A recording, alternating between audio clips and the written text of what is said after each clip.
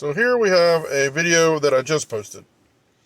And within, 10 to 20 minutes, it's starting to finally find some views on the shelf. This is a Nerds Rope video, tropical Nerds Rope. It has a lot of different sources. It tells you all the different places where the traffic is encountering your short. And the best thing about when you finally see some traction, some spikes, and some views popping up, you can swipe down on your phone in the Studio app, and you can keep track of real time within the last 60 minutes. We can swipe down again, and in 5 seconds we've got 3 more views. In my experience, when you track every 5 seconds, you get 6 to 7 views, then you're well on your way to getting 1,000 views for the first hour is up on your video. And we're not tracking that speed right now, but watching this happen is part of the addiction of YouTube when you post shorts. I love shorts. They're really creative and fun to do. So if you haven't tried shorts, you should definitely do so. Maybe we'll get there. We'll get there eventually. They don't all get to 1,000 subscribers, 1,000 views within the first hour, but sometimes they resurge the next day. Sometimes it takes a couple days, but it doesn't always happen. But it's still pretty cool to watch. This is like I said, a tropical Nerds Rope video that I've just posted maybe 30 minutes ago now. And I haven't swiped down. I like to spend like 10 minutes. It's not been quite 10 minutes, I don't think. No, not even 5 really since I updated this. But let's see what's happened in this time frame. Let's see if we got any big jump. This is the coolest part. Just let it sit for a while. You're on your phone, you're chilling. You just posted a video. You watched it yourself. You should always be the first watch, the first like of your videos, whether they're long form videos or whether they're short videos. You should always be the first person to watch like your video. I know that sounds a little bit corny maybe, but I do believe that if you don't like your video, if you don't support yourself, why should you expect others to do so as well? So be that first person to like your video, like what you're doing, enjoy what you're doing, and share that joy with others. But this is the biggest addictive part for me. When you post a video and you're starting to see it spike a little bit. I'm not a huge channel. I don't get thousands upon thousands of views, but I do love it when I start seeing views on the short shelf. This is part of why you should do shorts if you enjoy seeing progress. So let's see what we've got. Rambled on long enough. See what we got. If it's a big jump. Oh, that was a pretty good jump. That doubled in 5 minutes. So that means we're really starting to hit now. The majority of our views, you can see here, are on the feed. People are browsing through the short shelf and seeing your clicking on your video and checking it out. With my type of video, with my niche, is food or drink reviews, and there's only so much you can really say in 60 seconds or less. There's only really so much you can present unless you're doing some really fancy, tight editing like a lot of people do with their shorts. I try to keep it real simple. I'll trim on the bookends on the beginning and the end to try to trim the excess that doesn't really help your short. And then just kind of get to it, do the short. There you go. I love it when you see shorts on the YouTube search. People are actually typing in. And one of the important things I think about shorts, you could upload a short from the YouTube app. You could edit it, upload it all on your phone. Shoot it, edit it, upload it all on your phone within 10 minutes. You can go ahead and put a description in there on your phone after it posts on your channel. You can go ahead and put some tags. It's important to put tags in there, I think, still, because while your video might hit on the short shelf, it might hit initially on the short shelf just by your title and just by the picture, the thumbnail, and which on Android phones, you can choose your thumbnail if you go through that. When you're uploading your video, you can choose a picture, a part of your video, a still from your video. So that really helps, I think, your visibility and your clickability on the short shelf if you can get a really good thumbnail. It's only on Android phones right now, I believe, but it could be happening soon. So look out for that on other devices. You can't really do that on your YouTube Studio. I mean, you can't even go on a computer and do that. So it's pretty cool that you can do it on your phone. I take a high advantage of that myself because it makes your it makes your short more clickable. But if you want resurges like the next day, say you get a good surge, your initial surge that first day, you post a short, and you want to get resurges on the next day, I found that if you don't put tags in there, searchable tags. So like you're doing a tropical nerds rope, just put tropical nerds rope, then do nerds rope tropical or nerds rope candy or tropical nerds rope. You want to do all sorts of phrases and deviations, even misspellings that might be common in your mind. Think of yourself going on to Google and you're typing in a particular subject like tropical nerds rope, and you want more information about it, or you want to see a video review about it. What would you type in Google? And use those as your tags, because that's important, I think, for future watching of your videos. Because if you're not putting tags, you're not putting a description, you're not really thinking about your title or your thumbnail, then all you can really expect is maybe some initial views, but you're not going to get other views. We're doing really good right now. We're tracking towards that 1K. That's always my goal. I love to see that click over of that 1,000 views. That's always my goal anyway. And I love it when I can track progress like that. That's a good surge in 5 seconds. So we're well on our way to get that within the last 48 hours. So we're still within. You can see here on the bar here. We're about at 30 minutes in. You know, when I got that first view right there in the middle, that's me. That was me. It should always be you that watches your video first, in my opinion. But there we go. So that's a good jump right there. You can see the time on my phone up the top and how, we're not progressing time-wise too much, but we got a good surge, a good variety of places where the traffic is hitting your short.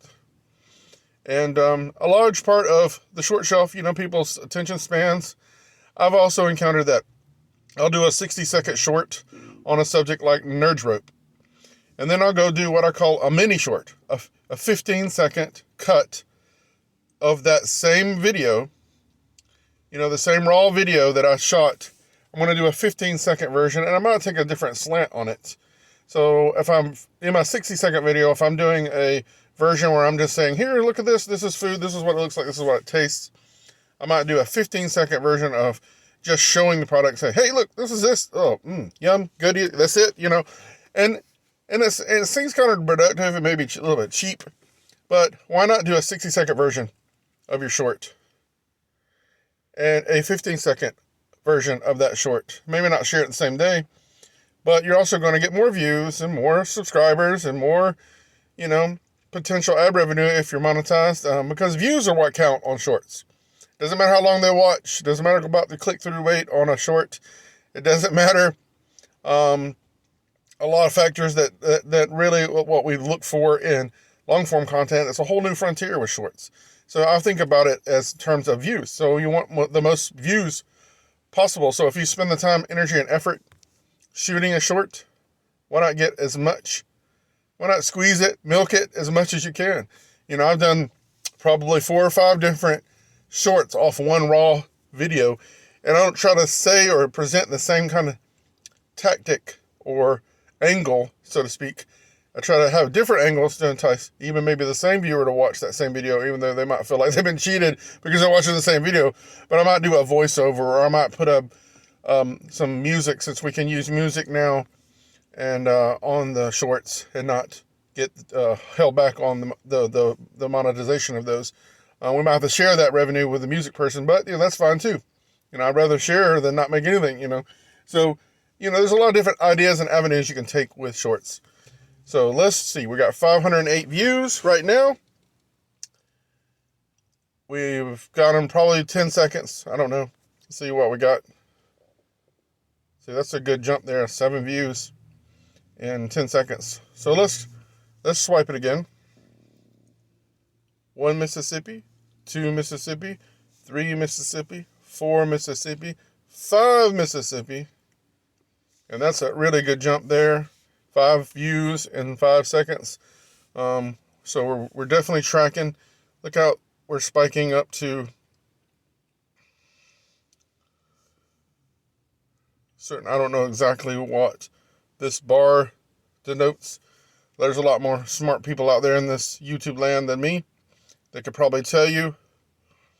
and look at the data and tell you the analytics and what that means. But to me, if you're not in this process to see the victory, to see the success, and success is measured. I've said this time and time again, and it bears important repetitive, that success in any endeavor, whether it's YouTube, whether it's marriage or whatever it is in life, a job, writing a book, a poem, a song, being a musical talent, whatever creative endeavors you employ in life, whatever joy you find, whatever hobbies, passions, and things that motivate you. Success is measured in every metric. Don't let society, culture, other people dictate what success is. Success isn't always monetary. Success isn't always measured in, bank accounts, dollar signs, how many views you have, how many subscribers you have, how many friends you have, how many Corvettes you have in the garage, how much, all those monetary, tangible things that we measure ourselves with success, how many diamond rings you have, how many followers you have on social media, so those are definitely metrics that the world uses and that other people employ as measuring their success. But you can measure your own success as you determine. That's the best part of any endeavor that you do personally. Measure your own success how you want to measure it. And that's the biggest part of life, like in YouTube land. When you're a YouTuber or a content creator, especially a medium-sized, small-time, whatever size YouTuber you are, however you measure success, if you make friends and you're having fun and you might make money along the way as well to help you even, do it for a living, which is the dream for myself one day, to be able to do this full-time for a living, then if that's how you measure success, then that's what you should work towards. You should employ a strategy, a plan, some kind of thought process where this is what you see you want to do and you want to try it out. So you can look out there, sure, and see what other people are doing and how they're achieving the same thing that you might want to work towards. Maybe whether it's in YouTube or whether it's in a public life or private life or business, you want to get to this level, you might need to go get some education. You might need to get some training. You might need to, buckle down and do it. But you got to do the best you can, guys. Success is measured how you success. We'll come back in a little bit. So we are almost there, guys. It's been 15 minutes or so since we last updated. Let's see if we're there. And boom, we are there. That's the best part of it. I've shared that before. That is the best part of anything. And we're still within our minute here. We're still within our minute. And that's awesome. I want to show you something real quick.